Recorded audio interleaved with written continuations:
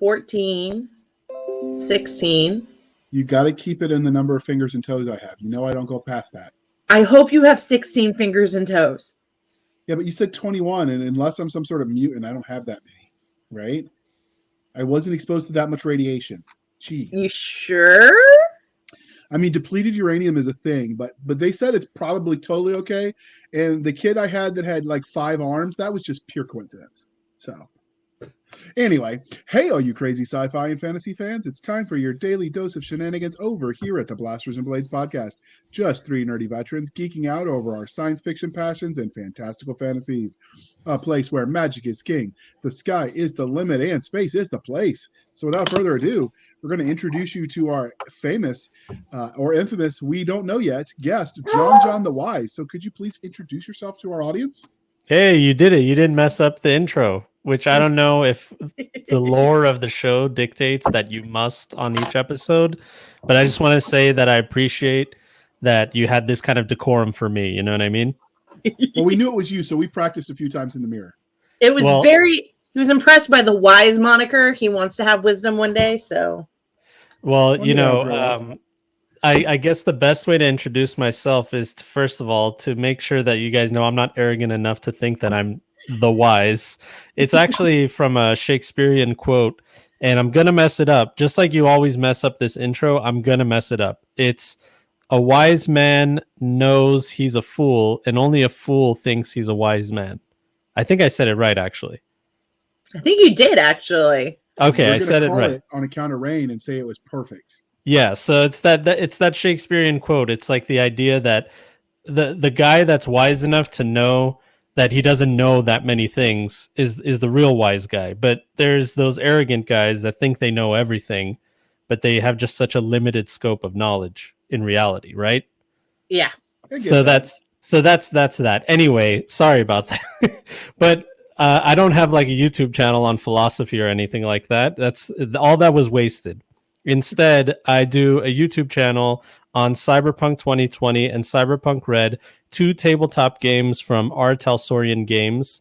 They are tabletop role-playing games just like D&D. You guys might know a game that came out recently, Cyberpunk 2077. That was actually inspired by these tabletop role-playing games. The creators played it growing up, and they were like, hey, let's make a video game. Well, I grew up playing those tabletop games too, and I saw that there was a lack of information on YouTube. There was stuff from R. Talsorian Games officially, but there wasn't like a lot of YouTube content creator service done for the game. So I made it my mission to do all that, and I got into it, and that's what my content is. It's if you want to get into those tabletop role-playing games, I have a podcast called Tabletop Cyberpunk. I have a YouTube channel that covers all those things, and on my social media, I talk about Cyberpunk as well. I connect with other content creators, and I have like a nice little community going on around with Cyberpunk, but that's who I am, basically. Well, is it D20 based? No, it's actually D10 and D6, and that's it. And that's kind of like it's the thing that they say, like, you know, we'll never do a D20. They've actually, I think they've said, I don't want to put words in their mouth, but they said they wanted to do D20. They talked about it, but they wanted to be different as well. And Mike Pondsmith, the creator of Cyberpunk, he said, I like things 1 to 10. It's so easy to scale things 1 to 10. You know what I mean? So yeah. D10 is perfect in that sense. It's math even JR can do. Yeah, Indeed. Definitely. So the next part of the introduction, dear listeners, how we first found them. So we actually were put onto this guy from our Lord of Cyber, Lady of Cyberpunk, excuse me. Don't shoot me, lady. But Miss Rachel Beck. Shout out. You. She's a rather awesome lady. Her husband is the first Lord of Cyberpunk. We have deemed him so. But anyway, that's how we found him. So, all right, Doc, the religion questions. This is important. Oh, Star Trek, Star Wars, or Firefly? Okay, I wanted to say all of the above, but I tried Firefly and I couldn't really get into it. I'll give it a shot again. You know, I didn't hate it. I like Nathan Fillion, but Star Wars, of course. I mean, of course. And I'm not a big naysayer either. I know there's a lot of naysayers and negative Nancys. Yeah, I like it for what it is, and and I enjoyed the good times. Okay. How do you feel about Dune? I love Dune. I think it's great because it's actually it inspired one of my other favorite hobbies, which is Warhammer 40K, and that's like that's my second love other than Cyberpunk. And if you look on my social media, you'll see that I've been Who do you painting and play in obsessed. 40K? I play my number one army is the Thousand Suns. Wow. And other than that, it's everything Chaos. I love Chaos Demons, Chaos Space Marines. I would say it's Thousand Suns, Black Legion, Zinch, Khorne, and no, I'm sorry. Yeah, and then World Eaters. Like those are my top 5. Okay. Of I only armies. ever played Sisters of Battle, but I had a huge Sisters of Battle army, including Forge World stuff. Oh yeah, Sisters of Battle are so cool, and they got like a new line of miniatures not that long ago. So they've really given them a lot of love in these last 2 editions. Which is awesome because they tend to skip them every like 3 or 4 editions. I knew you were D nerdette, but I didn't know you were into Warhammer. How did you not know? We used to have 15. No, we still have 15 armies in my family. Oh, I wow. knew you painted them. I didn't know you actually played with them. They're 2 separate hobbies, I'm told. They are 2 separate hobbies. Also, buying them and leaving them in the package is a third hobby. So, I mean... Yeah, but you know what? If you put them together and you paint them, you want to take them out for a spin. You know, you gotta take them out for a spin. You gotta, at least a little bit. And I mean, there is also nothing better than being in the mall, going to a Games Workshop store for a gaming event and going, I'm gonna kill daddy, and watching all the normal people look at you like you're crazy. Oh yeah, that's my experience. That's besides the point. By the way, my dad is much better at it than I am, and thank God he rolls crappy. So I did actually manage to kill him a few times. And you know, your dad is probably much better than me too, because I'm terrible at Warhammer. So we got the game for the oldest child. We paid all the money for the starter set. I think it was like a couple $100. I don't know what it was, but I just remember it was stupid, crazy expensive. And then after we get it, he glues it all together, paints everything horribly. You know, he was like 12. And then we get it to say and play, and he realizes there was math, and he's like, "Yeah, I'm done." Oh yeah. No, like, it's the most you know math. How much this cost? It's all the math. That's what Warhammer is. And the one we had like a ruler, so you could figure out distances and arcs. Oh no, it does.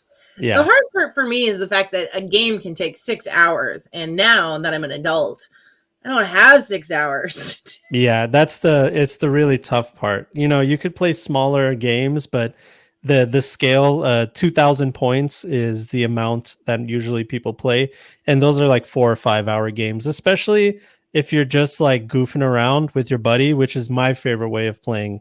You know, I like competitive, but I love playing in the garage and being competitive with my buddy and talking smack and doing that. That's my favorite way of playing. And you do that, it's like 5-6 hours of gaming. Oh yeah. We used to do that on Christmas break. We'd go to my grandparents, and they got so excited that we were going to be using the ping pong table. And then they came down into the basement and they saw that we were doing a 2-on-2 war. And they were like, oh God.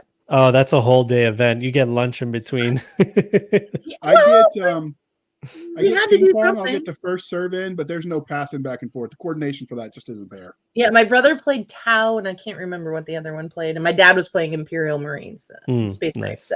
Yeah. No, when it comes to 40K, I know that there's different portions of the hobby, but I love every aspect of it. I devour the novels. I paint. I even do commission painting for like local friends, and I play too. I have a game this Thursday, so yeah, I love everything about it. Do you make your own terrain, or do you buy like the prefab kits? That's funny because that's like the next thing that I'm tackling is like I'm saving all those like end caps of like packaging, you know, those foam ones. You know, even when you're not a terrain maker, you look at that stuff and you're like, man, that would be a cool little building or something, you know. So I'm just letting my imagination go wild, and I'm actually lucky. I have a local gaming shop. Shout out Green Tower Games, and the guy that owns it, Garrett, he's a really, really great guy. He's so knowledgeable about all of that stuff. So he's been giving me great tips, and I was able to get into the hobby like really jump started because of him. So he's helped me out with terrain ideas too. I love making terrain. That used to be our basement is still full of terrain after giving away many tables worth. Yeah, that's the pain of it is storage, and like talking back about the gaming shop owner. He's like, this is the best part about having this place is I got a place to put all my stuff. He can play with it and he doesn't even have to keep it. And his Yeah, hobby is now a tax deduction. exactly. He gets paid for his hobby. It's great. So So, we and have there's I imagine there's something therapeutic when you get all these annoying little prick teenagers and you can like kill them in the game and like show them like a thing or two. Like that's got to have some catharsis. Having worked in retail, I know what jerks people can be. Yeah. JR. Yeah. Just because I painted my Faterist militia, which are basically meat shields, to look like specific members of my family who are annoying me as a teenager doesn't mean that we should talk about it. I wasn't going to mention that. You told me that in confidence, Doc. Yeah. Oh, it's pretty well known. I think my brothers actually particularly loved the models that they had of themselves. Have you gotten into the 3D printing of the models yet? No, that's like another thing. It's like airbrushing, making terrain, and 3D printing are like the three things I'm looking at like over my fence, like the guy in Home Improvement. Oh, yeah. I'm like, Mr. Wilson. Is it Wilson? I think it's just Wilson, Yes. Wasn't it? Yeah. Yeah, I'm just looking into those hobbies from up there, and my wife's like, "You're looking at the 3D printers, aren't you?" And I'm like, "Yeah, I'm just looking at them."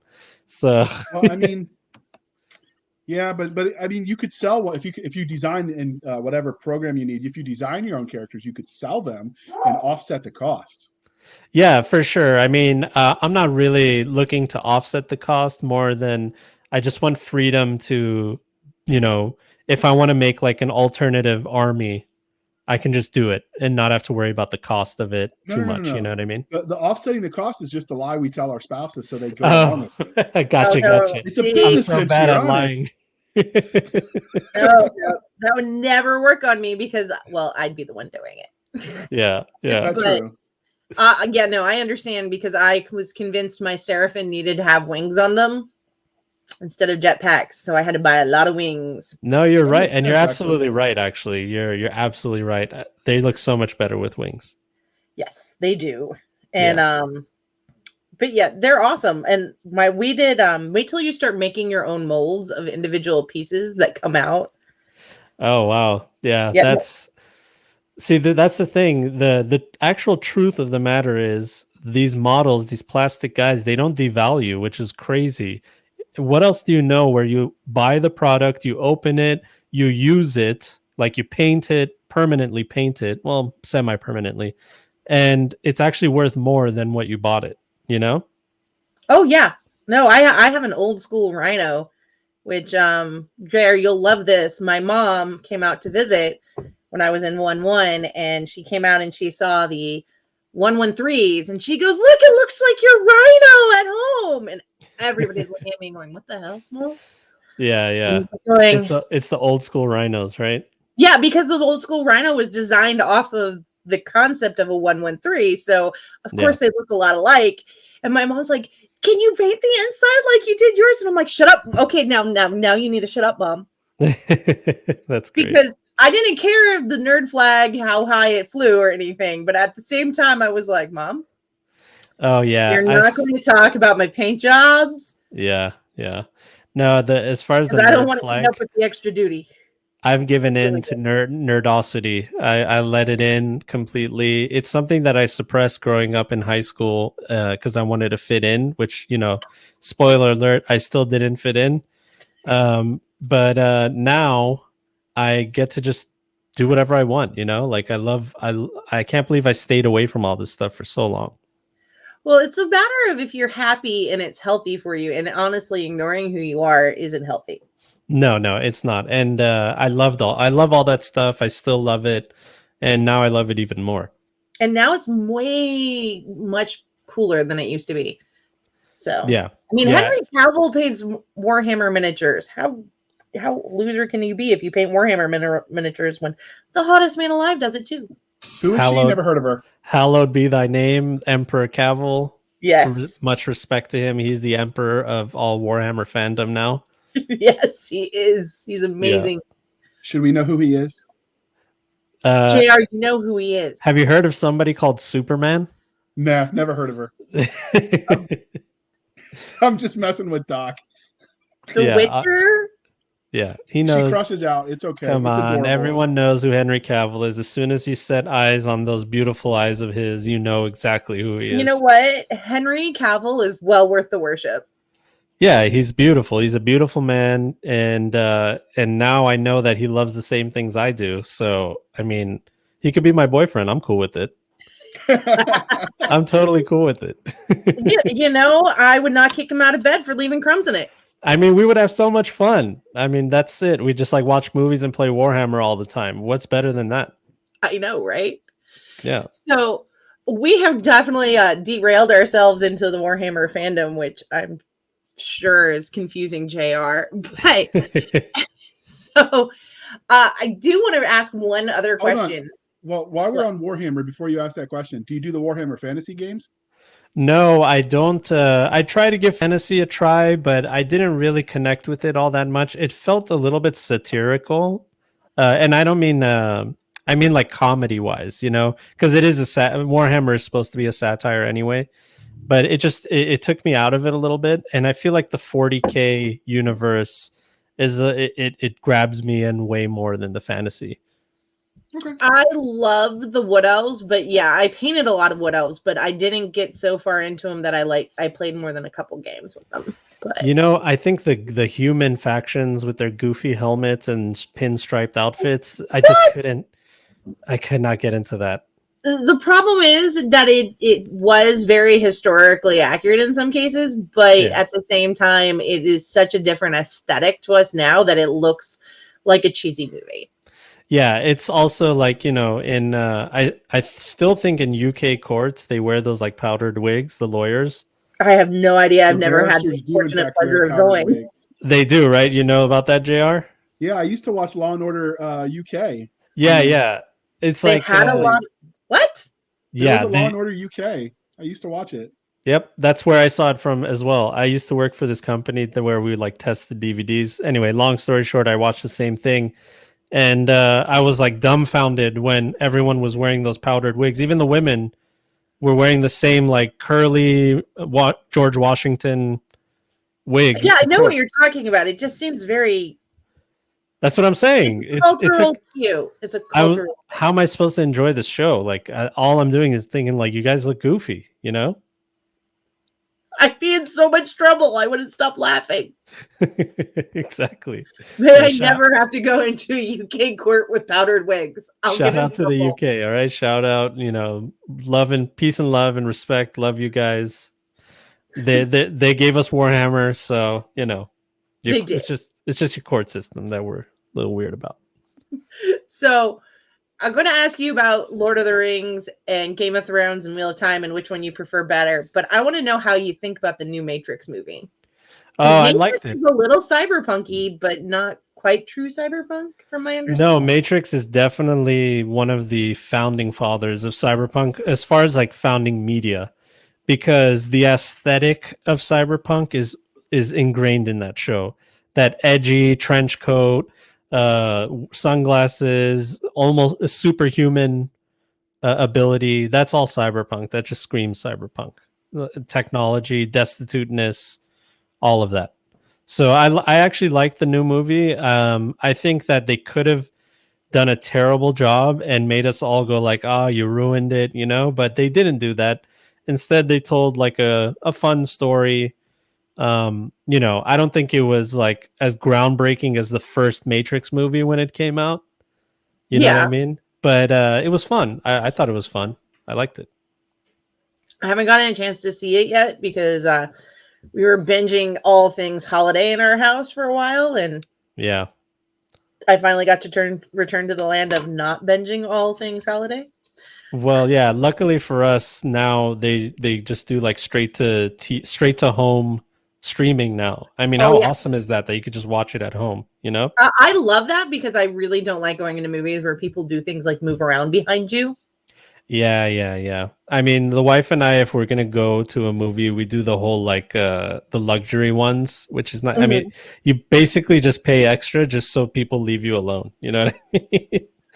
That's it. I'm totally able to do that. People next to you, you know. Totally able to do that. Yeah, exactly. But as far as the other three, Game of Thrones, Lord of the Rings, Wheel of Time, love all three of them. I Wheel of Time and Lord of the Rings. I saw the Lord of the Rings movies in the theaters when they came out. Didn't read the novels. Still haven't. And after those movies came out and I devoured it, and it's still part of my, lore, personal lore, I decided to get into the Wheel of Time. I had a girlfriend at the time that bought me The Eye of the World by Robert Jordan, which is the first book of Wheel of Time. And I just got super into it and didn't realize that 1,000 pages per novel is actually one of the most gigantic series ever made, right? I don't think that's normal, right? It's not. It's definitely like George R. R. Martin, Brandon Sanderson, and David Weber. Yeah, they're like the trifecta of super thick long books. Yeah, so the Wheel of Time series, I enjoyed it. Every novel, it was better than the last. I do think it had like flaws. I don't think Robert Jordan wrote women very well. But I don't think he did a very bad job. I just think that sometimes he would make them really annoying for some reason. I think maybe he was projecting some kind of idea he had. I mean, I have a personal theory, but it's not it's more about the city that he lived in than anything else. Gotcha. So yeah, I don't know what was at play there, because the women he lived in Charleston, didn't he? Yes, he did. And have you met a lot of the women from downtown Charleston? They pull on their braids. Yes, that does happen. Yeah. Yes, it does. I say this having family from downtown Charleston. And in fact, my grandmother went to school with his wife. And they were best friends. That's hilarious. Even though I never met him during that time period when he was alive. But I've met his wife. Okay, so basically it's your fault, your family's fault. I would totally blame Dolly Small. Totally blame Dolly Small. That's funny. Well, but see, I give him a pass because the women in his books are really powerful. You got the Aes Sedai and all those other cool characters that are like front and center, powerful part of the story. So he had good intentions. That's what that tells me. Yeah, I can see that. Yeah, but I just started the TV show, but I haven't read the books yet because they're so freaking long. Oh yeah, man! My it's wallet a can't huge afford commitment. to buy those. No, and you don't have space on your bookshelf. I'm telling you, 1,000 pages each, and there's like 14 of them, 15, something like that. Well, I do all my reading through ebook because I can magnify the print or audio. So like I've got to commit to spending the money to do it. Although somebody tells me there's this library app where you can like check out ebooks, so I'm gonna have to dive into this concept. Oh, there you go. Yeah, that might be a nice way. But yeah, it's definitely going to be a time suck. I would recommend getting into Warhammer 40K before I'd say Wheel of Time, because there's like even more Warhammer novels. They have like 10 authors. I've read some of them. Yeah, I love the Black Library. And some of their cover art is just phenomenal, and you'd know immediately that it's Black Library when you see it. Yeah, definitely. Yeah, but grimdark is, I mean, the world is grimdark enough. Gotcha. So, you don't want to read about the suck. You want to get out of the suck. Yeah, I mean, I lived the suck for a while, and I'm perfectly happy not going back there if I don't have to. But their suck isn't necessarily sandy. This is true. I can deal without the sand. Yeah, I don't even look at the beach quite the same anymore. Actually, the things that I love about Warhammer isn't what we call bolter porn, or the people that read it, because there's like pages and pages of he shoots him with this gun and his guts explode, and then a demon comes and slices his head off. Like that's all well and fun and cool to listen to, but it's the interpersonal relationships of like the father-son dynamic, the whole Jesus Christ thing flipped on its head. And it has so many ideas in it that connect to you personally, in my opinion. That's what I actually like about the novels. So I actually talked to when I've been to like 2 or 3 conventions in my entire life, and my liver did not like the amount of anxiety pills I had to take to be around that many people walking behind me and giving me the heebie-jeebies. But anyway, Yeah. I met an author that's written in both Star Wars, Star Trek, and Warhammer in some of the properties he's written in. And I asked him what was the worst, and he said hands down the worst franchise to write for was Warhammer because their fans are so anal. And if you're even a millimeter off, like no, that gun is actually 2.7 centimeters long. You're wrong. Yeah. They're lawyers. But their costuming is amazing. Have you seen Paige Garner as a cosplayer, and she has an amazing Sisters of Battle costume, and it's very funny because I'm like, it's a Sisters of Battle. I accidentally stumbled upon her like in the costume, and I just kind of just stared at my friends like, okay, you're weirding me out now. I'm like, do you see the like the level? Because it's amazing. She has stained glass panes. I'm like, she's a kid, and it can't. And my friend's like, dude, it's just the wearing. I'm like, no, it is a very specific one. She's like, oh god. So there was actually at RavenCon somebody that came in with a Space Marine was his cosplay, and he was like 9 foot tall when he was wearing it because I guess he was on stilts or something. I don't know. Yeah, because that's accurate. That's like accurate. They're supposed to be like 9 feet tall or 8 feet tall. He had to get help to get in and out of his cosplay, and he couldn't go to most of the event because those ceilings weren't tall enough. So he was mostly in the hallway. But it was worth it. Dedication for one day. Yeah, hey. But he was a hero to a lot of people there. A lot of people were lining up to get his picture. He could have probably charged money to get pictures. No, you cannot charge money as a cosplayer at most conventions. Oh, I'm not saying that you could at most conventions, Doc. I'm just saying it was that level of people wanted to stand next to him to grab pictures. Oh, yeah, no. Yeah, I could see that. It's fun. That's all fun. But, the thing about the hobby is I have a friend that doesn't know anything about the lore. He knows like very little. And he just likes the competitive play aspect. He doesn't like to paint. He doesn't like to assemble. He just collects and plays and doesn't care about anything else. So there's like room for everybody in the hobby is what I like about it. You can like dive deep into the novels and never play. And there's even something called Warhammer 30K, which is called the Horus Heresy. So it's basically the Horus Heresy is the origin story of Warhammer and like how it all started. And people were reading those Horus Heresy novels, playing Warhammer 40K and learning about its past. But then they decided, why don't we play this like past game too of these like yesteryear Space Marines that battled each other. And then that whole line of stuff came out. So now people collect those and play that. And that's like, those guys are hardcore. Those guys are super hardcore. I got my 9-year-old addicted. He has a Warhammer Underworld, which is like a squad version of it in a way. Yeah. Much cheaper to get into. And my 9-year-old's playing already. Yeah. I'm admiring your dedication. We're not going to call it an addiction. We're going to call it dedication. You can call it whatever you want. I'm okay with it. Yeah. Honestly, it's just Games Workshop trying to get Warhammer models in every house. They have board games, card games. I mean, there's even a Munchkins Warhammer that I have. I know my dad has it. I give it to him. There was a phone app, but it was game for Warhammer, but it was horrible. Oh yeah, there's a lot of really bad Warhammer games, unfortunately. So, do we want to keep going on your Warhammer addiction, Doc? Are you guys good, or we could keep the interview? We should probably talk about Cyberpunk. Because that's actually really why we got him here. All right. Well, before we do that, so we here at the Blasters and Blades like both the fantastical and the scientific. So, what was your first love, sci-fi or fantasy? Ooh, man, it's hard to tell. I think the first time I was ever exposed to any kind of sci-fi or fantasy it had to be fantasy. I don't know if you guys have heard of this cartoon called The Last Unicorn. I have. I love it. Okay, so that was like go ahead. Sorry. I was just saying you can't see this because we're not having a camera going because of Wi-Fi issues. But Doc is over there giggling and jumping around and spilling her vodka or whatever beverage she's drinking. I do not spill my drink. Hush your mouth.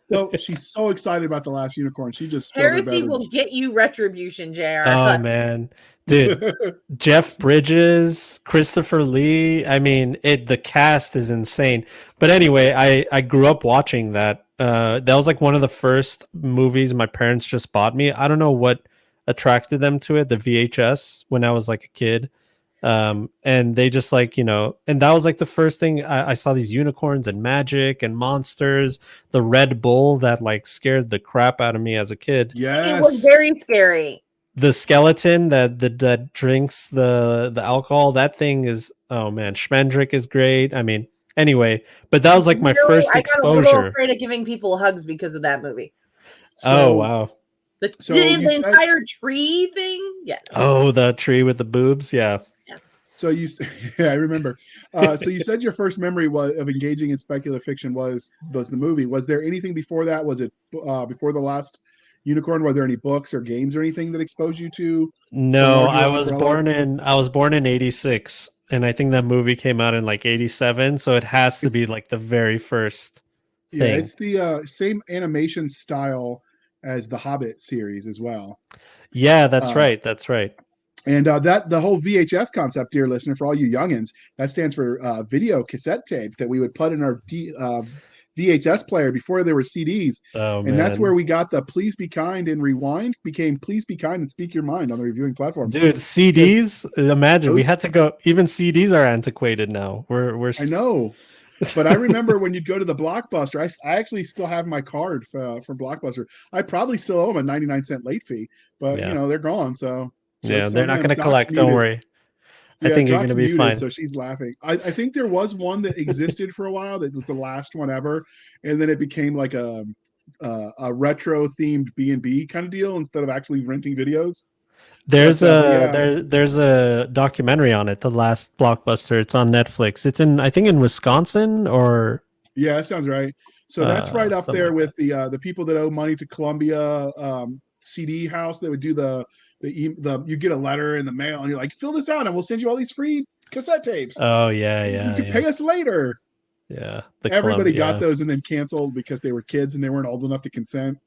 Encyclopedia Britannica, remember that? Yeah. All right, we're definitely dating ourselves.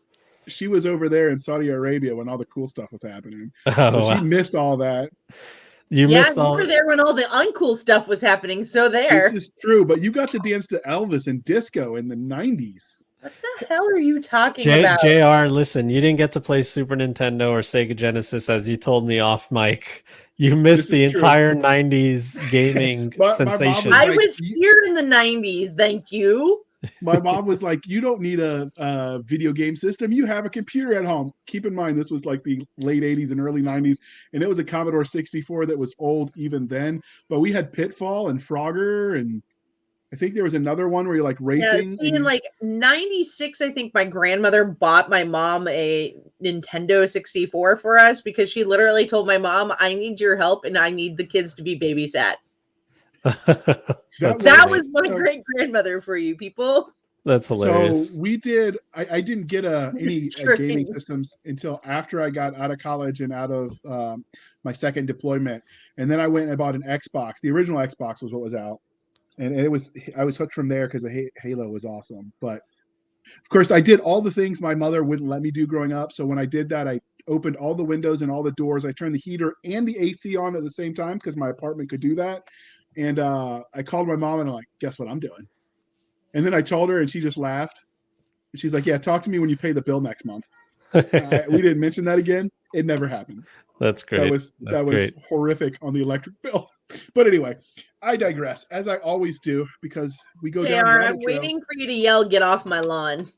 I mean, I do. I think about it. I stand out there and I shake my fist at the sky and I scream, you kids. Yeah, and there's no one on the street, right? Like, I'm by myself because, kids don't go outside and play anymore. I don't know. No. It's illegal now. No, I confiscate at least once a month my all my son's electronics for an entire day. You're a good mom. I do that too, and they hate me for it. But maybe they'll like me. I also make him do push-ups, or really bad push-ups, but I make him do push-ups when he's annoyed me. You're too hyper. Do 20 push-ups. He might not thank me later. He might start a podcast and also complain about me, like I just complained about my mother. So who knows? That's hilarious. I don't understand why you complain about your mother. She's perfect. She's wonderful. That's just because she likes you more than she likes me. It's a shame, people. I might need to adopt a new mother or something. It's getting out of hand. Ah. But all right, let's get back on track because I sidetracked us yet again, but not as bad as the Warhammer Rabbit Trail Doc jumped Hush on. your mouth. Hey, All right. listen. If you wind me up on Warhammer, we'll never stop. You know I what, can. JR? We Okay, haven't I even got a scratched the Warhammer surface. question. Doc, bite your tongue. I got a Warhammer question before we talk about why you love speculative fiction. What's the Okay. best drink to pair with the game of Warhammer? Best drink. Oh. Okay, it has to be a drink that you can always be drinking for 5 hours straight. So if it's like a cocktail or a straight drink, you're not gonna make it through the game. It's got to be beer or wine, in my opinion. Yes. Okay. Mead will work too. Yeah, you got to and you got to go light beer or a wine that you can keep on drinking. Unless you're a pro, I'm not gonna tell you how to drink, but that's my opinion. Okay. All right. Doc, do you want to second that, or you got your own opinions? I would say the only thing I would add is I've had a lot of fun playing Warhammer while drinking mead. But Oof. we all know I am very biased and I love my local meadery, which is Doc Viking has a little bit Alchemist. of Doc has a little bit of blood in her alcohol system, so she's got to Oh, mix it gotcha, up gotcha. occasionally. See, you just got to But- refill the gas tank, basically. That's right. So I what have is it water. about- I drink water. It's mixed into the wine. It balances out. Yeah, I mean, I'm sure there's some water in there. So what is it about? Solution. Yeah. So what problem? I don't know, but we'll keep going. So what is it you love about speculative fiction as a genre? I just love the escape and the philosophy and predictions. Like cyberpunk is one of those genres of what if, a lot of the authors, they've said that they came up with these ideas and didn't think that it was actually going to happen. They didn't think the dystopian world that they had imagined would actually happen. They just saw something in the horizon. They saw these corporations kind of taking over. They saw technology sweeping in, and they decided, what is this going to be in 100 years or 1,000 years or 20,000 years? And that kind of thinking, I'm all for it, because we can learn so much about ourselves as human beings, as people, if we exchange those kinds of ideas, because the future is what we have, right? Well, hopefully we can do some of like the ethics discussions within that because it's a lot easier. Yeah. And without actually making the huge mistakes that some of these stories show us making. Yeah, I do think unfortunately a lot of things cannot be undone, and like they're already well on their way of being a reality. But there are some other things that I'm glad that we kept in fiction. Yes. Yeah.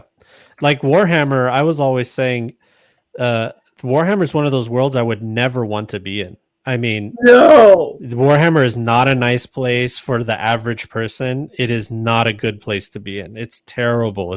It's the worst. It's worse than hell. Might as well just die, Yeah. And I wondered, like, why do I like that about this genre? Why do I like this genre that's just so bad? And that's what it is. It's because the interpersonal relationships, I don't know. We keep talking about Warhammer. I mean, we might have to rename this episode the Warhammer AA group. Yeah. Well, see, Warhammer's Anonymous, I guess. the thing is, Cyberpunk and Warhammer, they really have like a Venn diagram of overlapping, like a big middle part of that Venn diagram. I can see that. I've learned that just naturally, because as I created my Cyberpunk community with some other content creators, we eventually had people like talking about Warhammer all the time in our communities. So it's like, okay, we'll give you guys your little channel to talk about it. And then it just like kept growing and exploding. The pandemic happened. More people got into it. And because it takes so much time and everybody, well, okay, not me, but everybody else had a lot of time. That's the thing in Cyberpunk and in Warhammer, it puts that idea inside your head that there isn't always going to be a good guy. There's going to be bad guys, but it doesn't necessarily mean that there's the balance of a good guy too. Yeah, sometimes in Warhammer, you definitely are, well, which one's the bad guy that is bad in a way you're okay with? Yeah, I mean, there's the guys that wear the eyeliner and worship demons, and I'm sure those guys are the bad guys. Well, But it's then like, there's you have the Imperial, right? yeah, The they're Empire, not where good you're like, people. They're not good. everybody must worship the Emperor, but Yeah. you're great because they are promoting, humanity not dying, but at the same time, everybody's having to worship the Emperor. Yeah, And it's like- state-run just as a- fascism. Just a point of clarity. Do you think they're evil because they worship the demons or the bad eyeliner job? Because, in this day and age, I'm not quite sure which. I don't judge people for bad eyeliner because you've never seen me try and put it on. Fair. Yeah, but I mean, look, we have to know who's the bad guy. If everybody's the bad guy, we got to know who's the super bad guy, and eyeliner is a great way to do it. Okay, fair. Yeah. So, Maybelline, if you're listening, you want to sponsor us, you could just, a special line of totally black, we'll call it soulless black, and it'll be like the John the Wise brand, and Yeah. it will be good. I'm down with that. I like it. There we go. I'm thinking outside the box here, people. Wait, is Maybelline still a thing, Doc? I don't know this stuff. Yeah, maybe it's Maybelline. Yeah, for I sure. remember the commercial, but I don't know if that still exists. It's a thing. It's definitely a It thing. is man. a thing. Yeah. I'm just amazed that you actually knew what makeup is, JR. Other than the put grunt camo paint face that you paint put on. on. I put camo face paint on. It's basically the same thing, right? War paint. Yeah, it's It basically the is kind same. of the same thing, but you should probably stop putting it on when you go to the grocery store, just to let you know. Well, That's now you're why telling a people keep man how to running away shop. from me. Yeah, right? Are you shop shaming me? Yeah, That's just exactly. how I roll. I am not. I will not judge your fashion. I'm just going to tell you you're wrong. Obviously, you don't know anything about tactical shopping. Obviously. I thought that's what you do when you have a hyperactive child. Yeah, That that's too. it. That's all part of it. Yeah, So you're tactically shopping with an insurgent. I got it. exactly. All right, Doc. We're only 40 Okay. minutes in, and we haven't even gotten to the fandom question. So Oh, I know, man. we're Should we having so fast much forward? fun. I'm sorry. No, You're that's you're fine. This is fun. So transitioning into some of the fandom stuff, what's the weirdest or funniest story you've had with an author or content creator? So, going to Cyberpunk, because I was one of the first creators for Cyberpunk on YouTube, Artel Saurian Games and we fostered this like natural relationship with each other. They're awesome. I actually do a show with one of the creators, James Hutt, that is going to be the star of the story. And he's one of the main authors, or one of the authors of the core rulebook. So he made my favorite game, and he's great. He's a good friend of mine, and we do a podcast together now. But at one point, we weren't very close, and he decided to come on and do like a charity game with me on my channel, or actually it was on a friend's channel, I think. Anyway, he was like, yeah, I'll come on and play. And he said, I've never actually played Cyberpunk. I made the game, and everybody wants me to be the game master. So this is great. I can actually play the game. And I say, yeah, I'll be the game master, and you play. And the funny part of it is I basically homebrewed some stuff, and I subjected him to my like homebrew stuff. And he's like, hey, hold on, wait a minute. What game are we playing?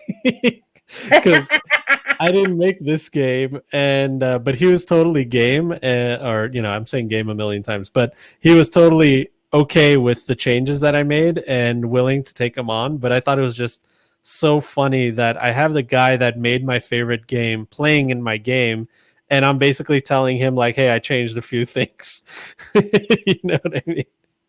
Did he incorporate any of your changes into later versions or supplements? No, he didn't. Well, I don't know. He might in the future. Who knows? But everybody has their style, right? That's the thing about the Artel Saurian games in Cyberpunk. Even in their past books, there's like parts in the paragraphs that say, do whatever you want with this, change things that you see fit for your own game, have fun with it. And back then in the 90s, games were all written that way. It was like, do whatever you want to do and don't worry about the rules. We're just giving you a little bit of a blueprint. But I think future gamers, because of D&D 5e, we've now reached the place where they want to know, they want their hand held basically throughout the system. And then maybe they can go on their own after that. Well, or there's the super munchkins who we had a guy in our gaming group. We had to take his phone away. Oh, because he would go, well, according to the rules manual. And I'm like, shut up. A rules lawyer. He's like, Yeah. gold. Shut up. See, the thing that's great about the rules lawyers, if you actually want to know a rule on the spot, they know the rule, and that's actually great. Yes, but that is also why we call them munchkins. Yeah, yeah. But when they're like, hey, wait a minute, it's not supposed to be this way, that is annoying. Yeah. Yeah. I'm related to one of them. Are you one of them, Doc?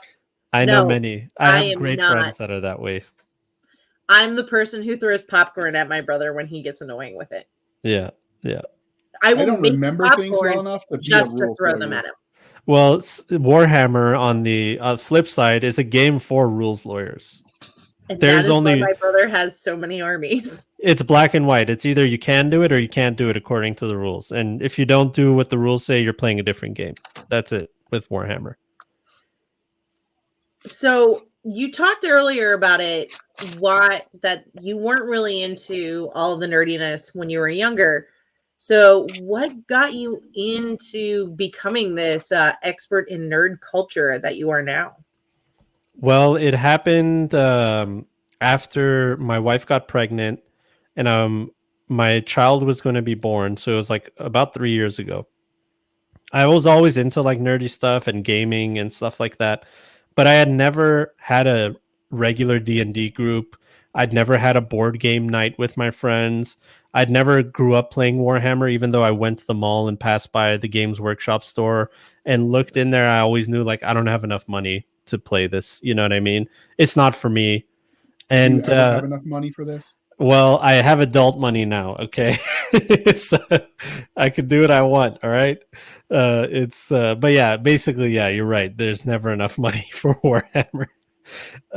But I saw all these things from the sideline, and I always had interest in them, but I never like really committed to it for whatever reason. Maybe I felt like it was too much of a change, or like I'm not that guy, I'm phony, or I don't know. I just didn't want to take the chance. But when my wife got pregnant, I don't know what happened. I'm sure it happens to a lot of parents when they're about to have a kid, like something snaps in them. And I was ready to say yes to things that I wanted to do. You know what I mean? Mm-hmm. Especially healthy things like having a hobby. You know what I mean? It's so healthy to have a hobby like gaming, wargaming and cyberpunk and stuff like that. And so I decided to give it a chance. And when I started doing my YouTube channel, I got really good feedback from people. The best. I mean, way better than I ever did from Twitch or any of these other things that I was trying to do. People were like, hey, thank you so much. Seriously, I needed a video like this because I was so confused about the rules, and like you really helped me. And it was so overwhelmingly positive from the community and from the makers of the game, Martel Sorian, which were like, thanks for these videos. These are great. That I knew like this was the right decision to make, you know, and I just went straight into it.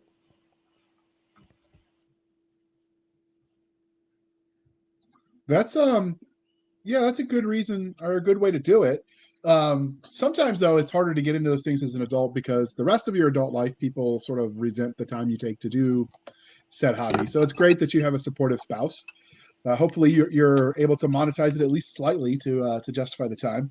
But yeah, but you know, it's a labor of love thing. There's no real money in it, and I never did it for the money anyway. I always said it to the community and myself. As soon as I stop having fun, I'll just stop doing it.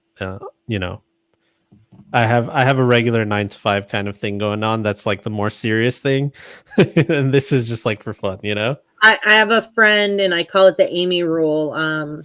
She was in the SEA, and she looked at me and she goes, "It's a game. If it's not fun, why are you doing it?" Yeah. There was a lot of that, especially when I was like gaming. I would be playing like these battle royales and MOBAs and stuff and my wife would hear me like yelling from the other room. I was like, you know what? Why? I don't want to be this guy that's like angry and playing games and not even having fun.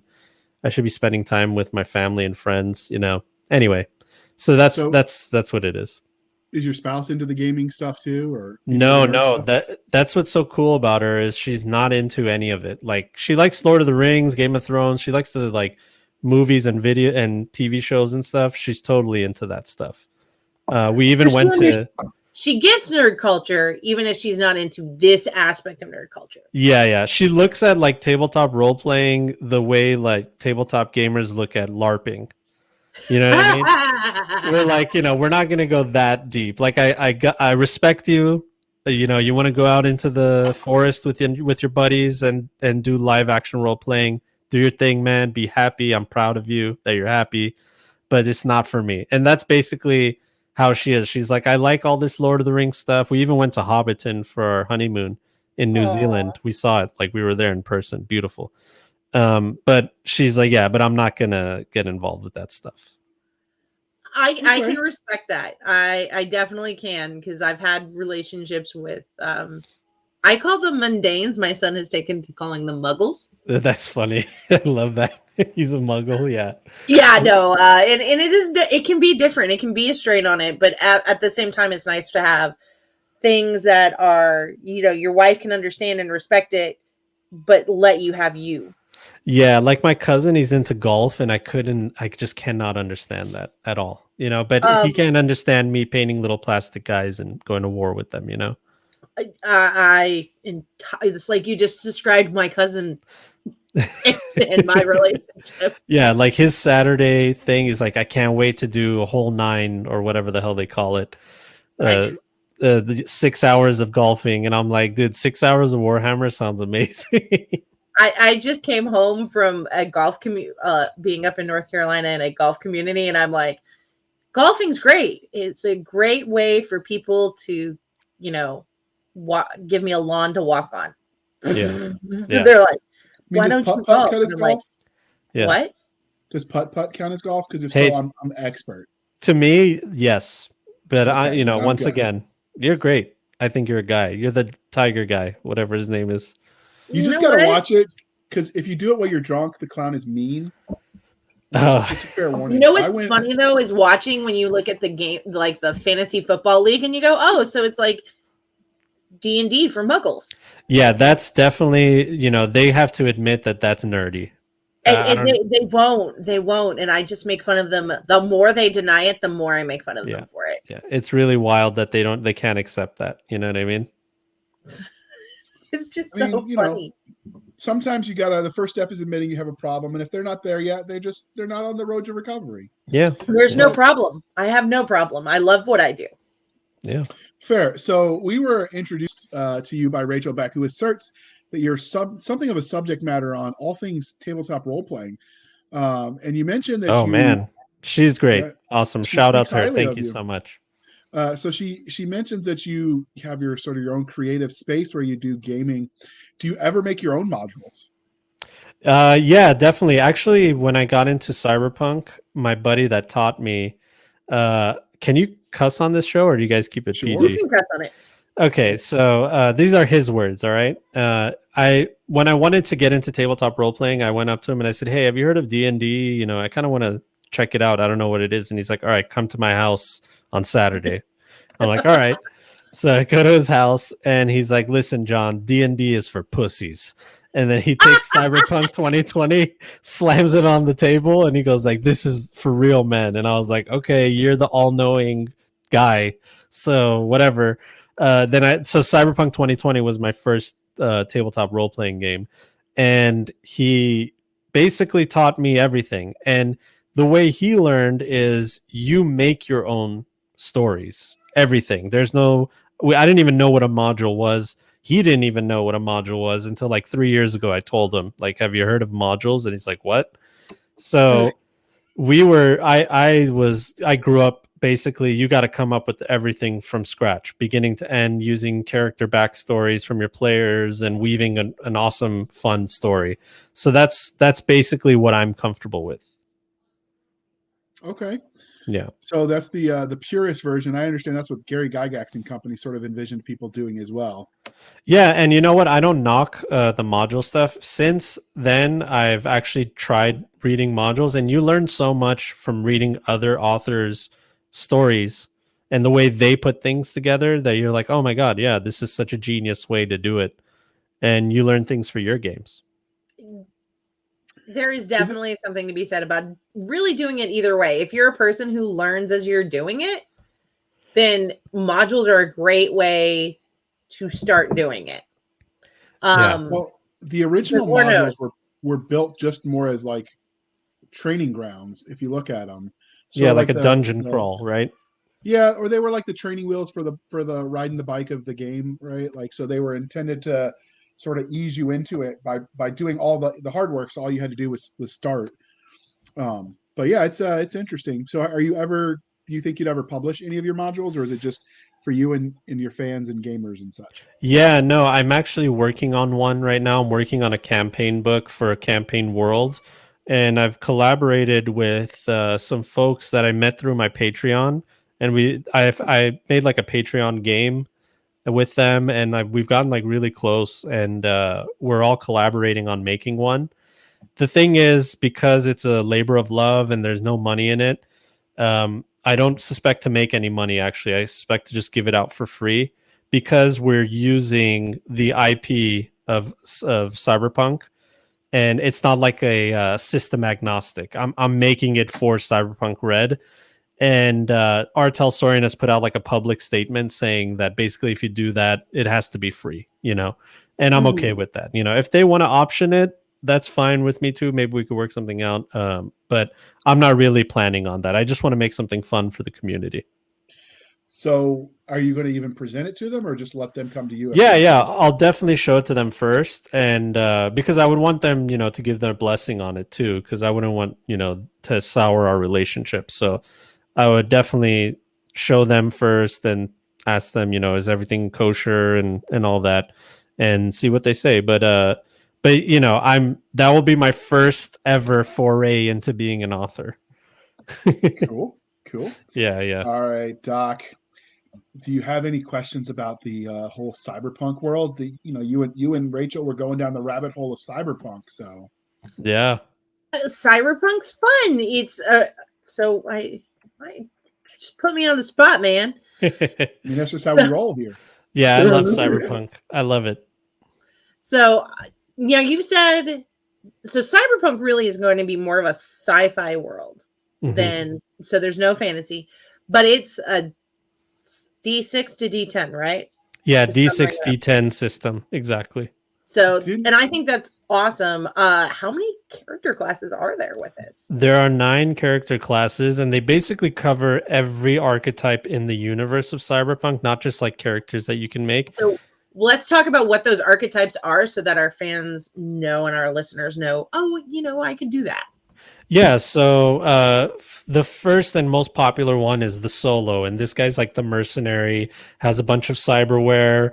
He's like ex-military. He's the badass. Like, he's the guy that shoots you before you even draw your gun. So if you want to live out that cyberpunk fantasy, you could definitely do that. Maybe you're like, security or ex-military or something. A lot of people make Solos as their first character because they want to live out that John Wick fantasy right away, right? Yeah. So there's that. Then there is one of the unique parts of Cyberpunk 2020 in Red is they have a character called the Rocker Boy. And this is a gender neutral character. Rocker Boy is just a term. And this is somebody that is an artist of some type. They could be a rock and roll artist. It was based on like the punk rock people that basically topple the government and topple corporations with their movement. They basically have a message in their music and art that shakes up the status quo.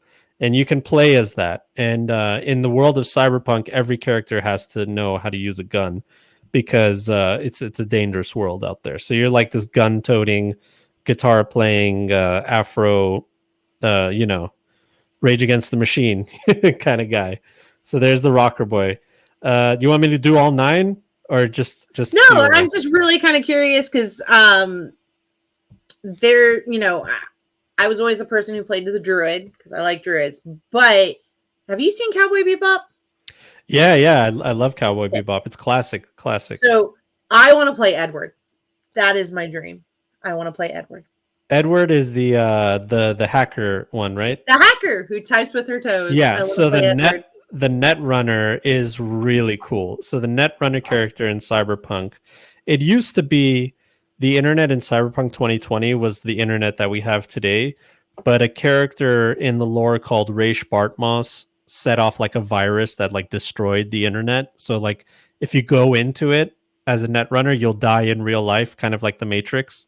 Okay. And so now the way the net works is instead of being in your panic room in your apartment and hacking into databases, you actually have to be there personally and be in a local area network and hack in through there. And you're now this crazy, wild daredevil, because who would want to do that? There's like guys with guns everywhere and attack dogs and cyber turrets, and you're going into the shit with your virtuality goggles because you want to hack some like sensitive information. You're nuts. So netrunners are these daredevil maniacs that live fleetingly, and they're experts in getting into systems and dodging viruses and black ice programs to get sensitive information that they can sell to the highest bidder. That is awesome. While Now, trying not to die. While trying not to die, because if you die in the net, you die in real life. It basically like shocks your brain. It does direct HP damage instead of going through your armor, so you can like fry and just die right there on the spot in real life. so with doing all that, I heard rumor that there might have been some fantasy creatures within Cyberpunk. So the fantasy creatures, there's like different aspects to it. First of all, there's the idea that a company called Biotechnica has like cloned animals that have long since gone extinct because of the collapse of humanity. So they're like, there's rumor that like Bigfoot is out there because they cloned Bigfoot or whatever. It's just like, it's funny tongue-in-cheek kind of stuff. But then now there's birds and wolves and bears because of Biotechnica, right? Mm-hmm. Then there is the net, where it's like a programmed world, and in the programmed world you can basically make anything. I can make a beholder be the virus that you're attacking when you come into the net, you know what I mean? Okay. So that's where like the fantasy creatures are. There's also a side DLC called Elflines Online, and Elflines is the most popular MMO in the Cyberpunk universe. It's basically just like a satire on World of Warcraft. And there you could basically play an MMO within the game. It's a game within the game. Okay. Yeah, No, you make that's like nice. characters and stuff like that. It's James that came up with all that. He's like so obsessed with it. It's hilarious. I love it. So you have a character in the game who you roll, and then that character has to roll his own character. Yep. And it's very meta, very fast. And if you have enough, if your cyberpunk character has enough money, they can just buy a max level character with all the best gear from somebody on the black market, and you could just beat everybody. So yeah, it's fun. So it's like old school WoW. Okay. That's what it is. It's WoW. And he even wrote like a campaign guide that is taken from the perspective of somebody making a guide for the game.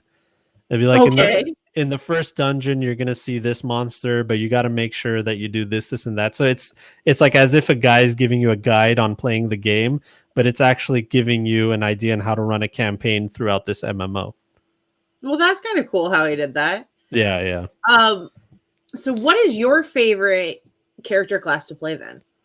My favorite character class in Cyberpunk is the Fixer, because the Fixer is basically what Cyberpunk is all about. They're the person that knows everybody. They're the person that makes connections and helps people connect with each other, and that's how they survive, basically. That's how they make their money and survive in a world, because Cyberpunk's all about survival. That's all it is. Do whatever you have to do. Either you sign on a dotted line and work for a corporation as a slave, but you're safe, quote unquote safe in their corporate zone, or you take to the streets and you become a solo and you become a mercenary and you use your power for killing to make money, or you're a fixer and you're just friends with everybody because everybody is a business partner.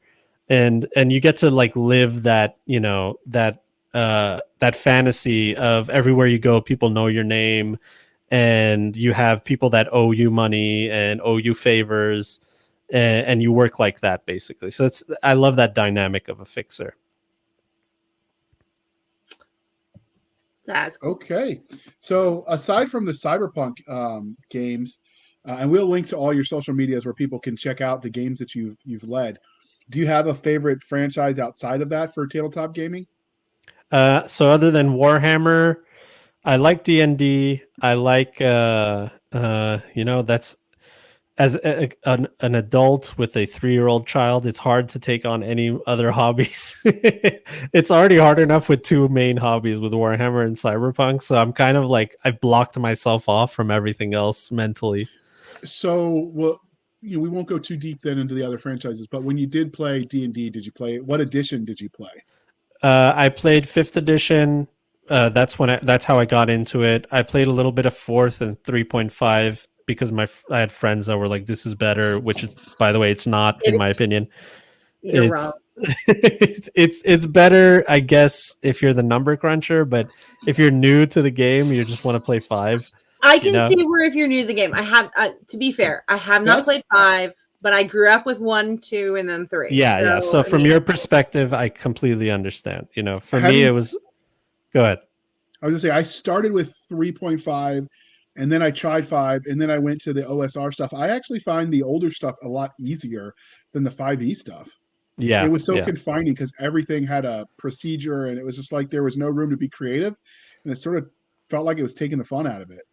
Interesting. Yeah, that's interesting. You're right. And everyone complained about the THAC0, but that wasn't that hard to figure out if you have a sliding. You just pair up your sliding scale, you're good to go. Well, other than, by no means an expert, but for sure, JR can handle the math. The math always seems simpler because there was less to factor in. That's funny. It's also possible I was playing games where they dumbed it down for me. So, but I we would never dumb it down for you. Grandpa Walt can be funny like that. So, but yeah, sorry, I forgot to mention. Other than D&D, I love like Cthulhu Mythos stuff, Call of Cthulhu, and Rifts by Symbieta, Palladium Rifts. Yeah. That's another thing that I was into back in the day. So did you ever insert Cthulhu into your Cyberpunk games? No, Magic and Cthulhu and Mythos and all that stuff, I feel like it takes me out of the gritty realness of Cyberpunk. That's what I like about Cyberpunk. It's like the decisions you make in the game are so easy to come up with because it's like, what would I do in this scenario? You know what I mean? But I feel like they have their own place in their genre. You know what I mean? All right, fair. You want that total immersion. So, all right. Well, I know we've already run long, but Doc, yours is question 17 on the forum. Is it really? Yeah, 17. I know we've been all over the place. It makes it a little hard to track. So what is your favorite game system or game? I'm definitely a PC gamer. I grew up playing all the consoles in the 90s and stuff like that. But when I settled down on what I liked, PC gaming was my thing. I grew up playing Diablo, StarCraft, Star Wars: The Old Republic, World of Warcraft, Counter-Strike, Battlefield. I mean, the whole gambit of PC gaming from all across the genres. Anything but driving games and sports games, basically, I would play. And actually, after I had my kid, I didn't have, my wife had the kid, thank God. It wasn't an Arnold Schwarzenegger, Danny DeVito situation. What was that movie? Junior. You know what? I agreed only to have a second child if that could be the case. Yeah, exactly. So after that, I don't know, man. I kind of fell out of love with gaming and fell more in love with diving into these like tabletop gaming books and stuff. Okay. Yeah. So do you use any of the I've heard there's some of the, it's almost like gaming software that's designed to support the games themselves, like some of the map making, Yeah, definitely. I definitely got it. That's actually the only way I was able to play a lot of times because I don't have a local group. It's just me and my buddy that got me into gaming. I don't have like a local group, a steady group or anything like that. Anybody that I ever played with was online. So if it wasn't for those like online tools like Roll20, and now I'm into Foundry, those things are invaluable resources for me. That's how I was able to play. So in order to play at a game store, you got to bring your characters. You got your army, as Doc mentioned. So when you're doing it online, does this mean you can have the complete, most perfect army? Because why not? It's online, it's digital. Well, yeah. Buy the tokens. How does that work? So for Tabletop Simulator, there's actually a whole community for Warhammer, where you can just like play for free, basically.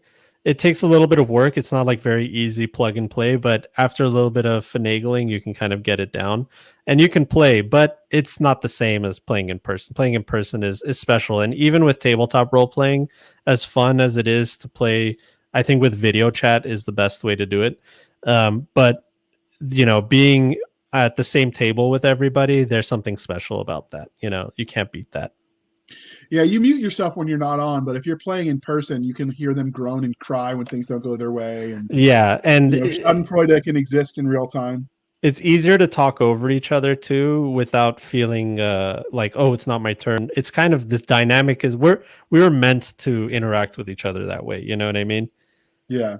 Yeah. Okay. All right. So as we bring this puppy to a close, we're going to ask you some fun questions. But to start this series of questions, do you have a favorite speculative fiction property, be it fantasy, sci-fi, horror, the whole umbrella of speculative fiction? Yeah, it's definitely Warhammer. Unfortunately, I'm sorry. I just keep harping on it, but I haven't. I already know why then, because you've told us a dozen times. Yeah. I haven't devoured anything more than I've ever devoured Warhammer stuff. Like I've never loved anything that much. You know, usually when it comes to a hobby, people like certain aspects of it and they don't like the other stuff. This is the first time that I like everything across the board on a hobby. You know what I mean? Yeah. So how many yachts and second homes and vacation homes have you bought the people over at the Black Library? Man, honestly, I'm not even that bad. When you get into the hobby, you realize, especially if you start painting, I never put any word out that I'm a painter. They find you. Okay, these people are sick. All right, they need you. they uncover every stone and look for you, and that's what happened. These people are like, hey, I heard you can paint. Will you paint? I'll give you money. I know an author that in addition to author, he owns a company in Sri Lanka where that's what they do. They paint minis. Yeah. So people in America ship them to them to get painted and ship them back. Yeah, that's exactly it. Yeah. I've known several Golden Demon Award winners who, if you're not familiar with the Golden Demon like JR is, it is a Warhammer Games Workshop specific award for painting. Nice. Yeah. Oh yeah. And I'm definitely not good enough. He and his wife, between the two of them, had like 3 or 4 Golden Demons, and they made a living painting. He worked for Games Workshop because then he bought the models for a nice price. Yeah. And she painted them. And the funniest thing was, even though he had more Golden Demons, her paint jobs always went for more. Wow, that's hilarious. That's crazy. That must hurt his ego. No. He was totally fine with it. He was fine when he figured that out. He's like, I'm just going to stop selling them. I'm just going to paint them and sell them under her name. Yeah, there you go. All right, Doc, we got to wrap this up because his baby's crying for him. So he needs me. Okay, so what would your favorite piece of cyberpunk tech be? My favorite piece of cyberpunk tech, it has to be just the cyberware. Cyberware is the cybernetic stuff, like the arms, the legs, the eyes. That just it adds a whole new flavor to the world of cyberpunk, because that gritty realism is you add that tech factor to it, and you're eavesdropping on people in the other room that are talking about you. And that feeds you information on the campaign and stuff like that. So it's like, I love that kind of stuff. So now we know how you'd abuse that. Okay. All right. Exactly. You've mentioned you're not a huge fan of fantasy, so we won't ask you that question, but you are a fan of all things Warhammer. So what is your favorite alien in Warhammer? Well, there's only one alien that should be feared in the Warhammer universe, and that's the Tyranids. And yes! The Tyranids, whether you like them or not, they're coming, and they're going to devour everything, and there's nothing you can do to stop them. And that's basically it. And that's what I love about them, is that over all the BS drama with like hell coming and taking over mankind and brother versus brother, there's just these aliens that just came into the galaxy, and they're like, we don't care what you guys are squabbling about. We just devoured this other galaxy, and now we're coming for yours. Okay, and we're going to leave on that dark note. So as clearly this interview is winding down, but before we wrap this up, you mentioned you have some things in the works. So what do you have coming out if people want to follow you over on the social medias? Yeah, so if you love cyberpunk, I don't actually make Warhammer content, which you guys would all be shocked to. I post like my paintings and stuff, the stuff that I paint. But when it comes to cyberpunk on my YouTube channel, I'm going to be starting a series of one-shot adventures for this charity called 50 Legs. And it's basically a charity that goes around giving adults and children prosthetic limbs for free, helps them out, helps them with their physical therapy and everything. It's a really great charity from New York. And I've partnered with them to basically do a series of one-shot adventures with people in our community and guests and stuff like that. And all the proceeds that go through that thing will go to charity, basically. Outstanding. And this is the part where I remind you yet again that your reviews matter. So please be kind and speak your mind on the reviewing platforms. Your reviews help the right readers find the right books, games, etc. So do your part, dear fan of all things nerdy. All right, John, as we wrap this up, I know I said that 5 seconds ago, but this time for real, can you tell people how they can find you on the wild interwebs? Yes, John the Wise, that's JON the Wise. You can find me at youtube.com/John the Wise, all social media, including TikTok. I'm like the cool kids. And you can find me on patreon.com/John the Wise if you want to show some support. Also, don't forget, I have my own podcast called Tabletop Cyberpunk, where I continue talking about cyberpunk. So as much as I talk about Warhammer, I promise you, I talk a lot about cyberpunk too. All right. And that will all be in the show notes. As usual, you know the drill. Scroll down in the show notes. I put a lot of work in tracking that stuff down. So look at it, people. All right. And you can find us on our Twitter at twitter.com/SF_fantasy_show. Sierra Foxtrot _fantasy_show. You can email the show at blastersandbladespodcast@gmail.com, blastersandbladespodcast@gmail.com. All hate mail related to anything we got wrong about Warhammer can get mailed to Doc Cisca at blastersandbladespodcast.com. She promises she will send you a loving reply back and tell you to beat your face. You can find us on Facebook. No, I won't. I'll just tell them heresy begets retribution. Outstanding. So you can join our Facebook group where all the shenanigans happen over at facebook.com/groups/Blasters and Blades Podcast. Again, /groups/Blasters and Blades Podcast. You can go to our website at anchor.fm/Blasters Blades, anchor.fm/Blasters-and-Blades, where you can also support the show on a monthly reoccurring basis, much like you can over on Patreon.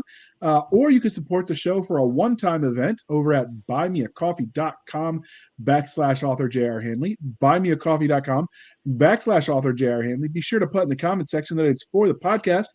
I promise I will keep my co-hosts, Doc Cisca and Nick Garber, duly intoxicated. They will drink until their liver surrenders. Never surrender. Nobody likes a quitter. Nobody likes a quitter. Bring it home, Doc. By Grabthar's hammer. Yes. That's right. He gets it. Thank you for joining us and spending some of your precious time with us. For Nick Garber, the ADD one, and J.R. Handley, the brain damaged one, I'm Cisca. This was a Blasters and Blades podcast. We'll be back with next week with same time, same place, where we indulge our love of nerd culture, cheesy jokes, and unmonitored ADHD content. Have a wonderful day. And this is where he complimented me for getting the intro so perfectly, and then she bones the exit. Boo. I get boned. I don't bone the exit. I just ignore your script. I'm sorry. I could go with Nick Garber, the absentee, JR, the brain damaged, and Cisca, the liver damaged, if you'd like. All right. This is a closing tradition, John, and then I know you got to go. Pineapple on pizza, yay or nay? Oh, disgusting. All right. He can come back. And with that, I like him anyways. Have a wonderful day.